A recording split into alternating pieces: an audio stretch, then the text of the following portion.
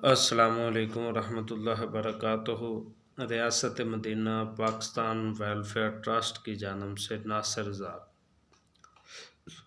کیونکہ یہ ہم نے ابھی اس کا سٹارٹ کیا ہے، تو آپ لوگوں کو پتہ ہی ہے کہ جس وقت کوئی بھی بندہ کسی بھی کام کا سٹارٹ لیتا ہے تو اس وقت سب سے پہلے تو لوگوں کی طنز ہے وہ سننی پڑتی ہے۔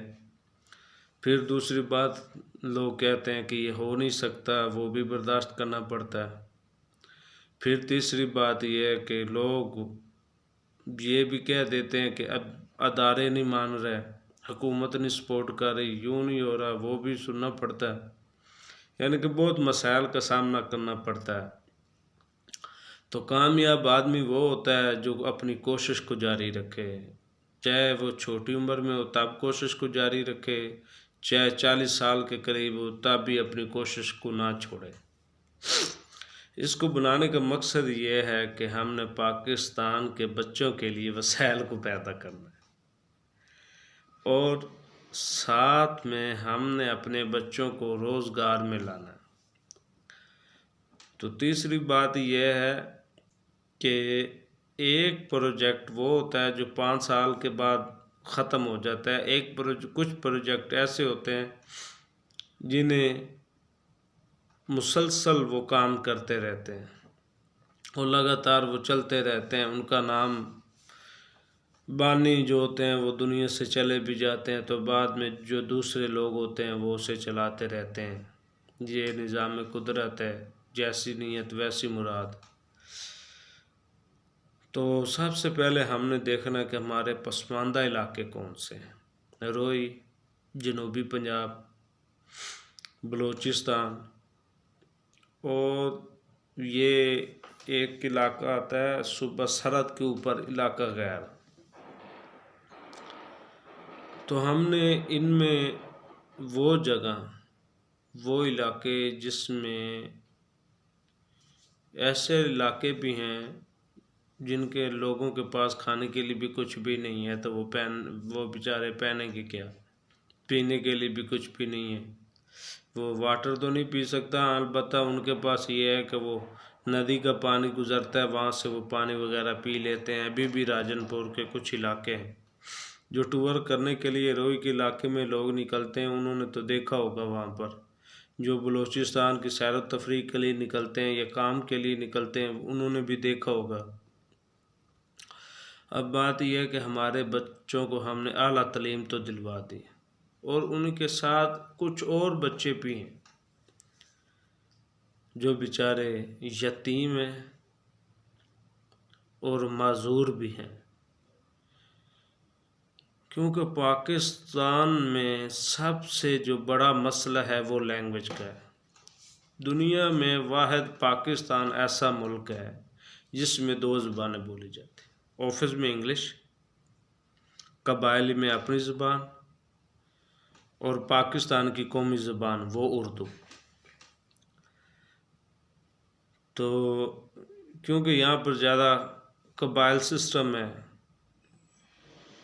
تو اس وجہ سے ہم نے اپنے بچوں کو بہت اعلیٰ تعلیم تو دلوا دی، لیکن اب ہم نے اپنے بچوں کے لیے وسائل کو پیدا کرنا ہے۔ جس وقت ہم اپنے بچوں کے لیے وسائل کو پیدا کریں گے، اس وقت ہمارے بچوں میں ایک ایبلٹی پیدا ہوگی کام کرنے کے لیے۔ اور میں پہلے بھی بتا چکا ہوں کہ حکومت کو 75% پرائیویٹ سیکٹر جو ہیں وہ سپورٹ کرتے ہیں، وہ انویسٹر سپورٹ کرتے ہیں، وہ بزنس مین سپورٹ کرتے ہیں۔ تو میری ان سے بھی گزارش ہے، ریکویسٹ ہے کہ وہ اس ٹرسٹ کا حصہ بنیں، تو ہمارا ساتھ دیں، ان بچوں کا ساتھ دیں۔ اور یہ ہم نے سٹارٹ ایک ہسپتال سے شروع کیا ہے، ابھی ہم اس کی بیس بنا رہے ہیں۔ تو ہسپتال میں جو ہم نے سوچا ہے وہ ہے معذور افراد، یتیم بچے اور بچیاں، اور عمر رسیدہ لوگ۔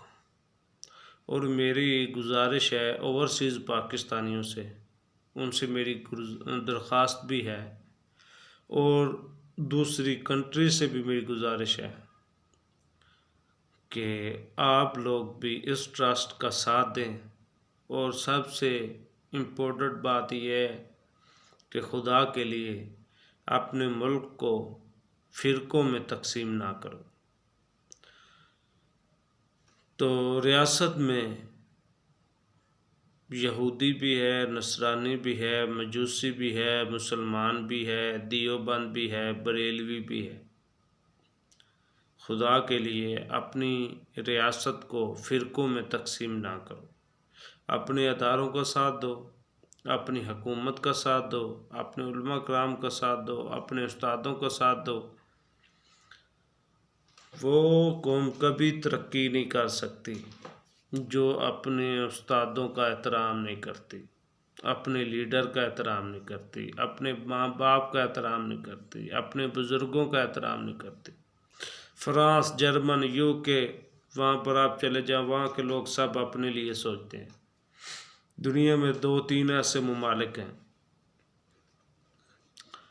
جن کے پاس بے روزگاری بہت ہے: پاکستان، انڈیا، افغانستان۔